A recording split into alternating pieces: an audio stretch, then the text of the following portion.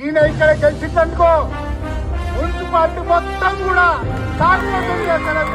గత 20 సంవత్సరాలుగా మరి ప్రతి ఒక్క ఏ డెవలప్మెంట్ చేద్దామని ఆపడమే.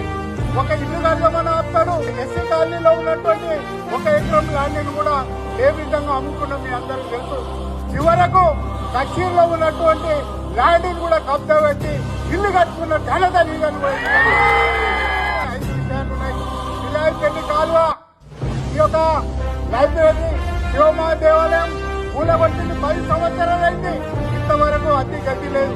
ఎవరన్నా చనిపోతే కాలు పెట్టడానికి కాష్టాలు కట్టలేదు. ఈ యొక్క గ్రామానికి ఒక ఇంటి మెంబర్ అనేటువంటి అసమర్థ పరిపాలన ఈ సందర్భంగా తెలియజేస్తా ఉన్నాం.